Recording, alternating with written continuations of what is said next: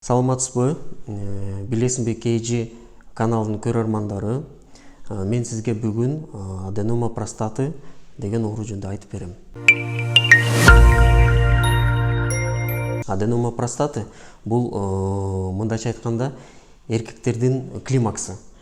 Климакс аялдарда гана болбойт, климакс эркектерде да болот. Климакс бул жаш өткөндөн кийин 45-50 жаштан кийин ар бир адамдын ичинде гормондордун башкача иштеши.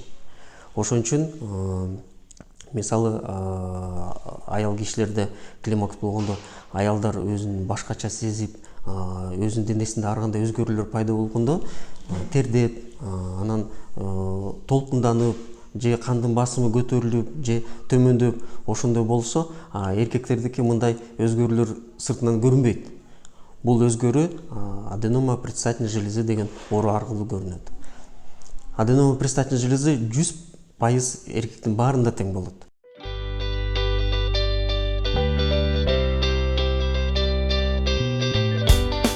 Пациенттин зара кылганда өзгөрүлөт.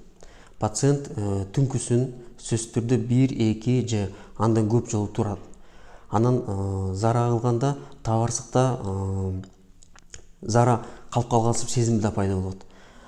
Зара кылганда табарсыктын зара кылганда басымы өзгөрөт, азаят. Зара кылаардын алдында ар бир эркек даратканага барганда 1-2 мүнөттө турушу мүмкүн.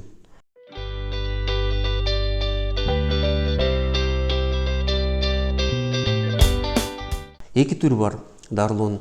Дарылоонун оперативдүү түрү бар, анан дары-дармек аркылуу түрү бар. Ошон үчүн канчалык пациент бизге эркек эртерээк келсе, дары-дармек менен эле ошону дарылап, ошол убакытта эркектин өзүнүн ден соолугун жакшы сапатта кармаса болот. Ал эгерде без өтө эле чоңоюп кетсе, анда сөзсүз түрдө бул жерде операция жасаш керек. Операциянын да түрлөрү бар. Операциянда кандай жолу керек, ар бир эркектин өзгөчө өзүнүн мындай калыптары болот, ошолорду карап туруп анан биз дарылоо жасайбыз.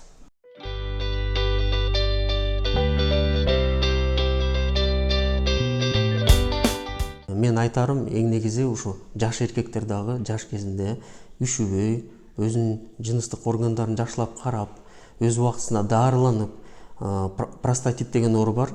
Ошол ооруну канчалык кылдаттык менен, этияттык менен ар бир эркек көңүл бурат, кантип дарыланат, ошонун келечегинде дагы ошол жеңилирээк болот.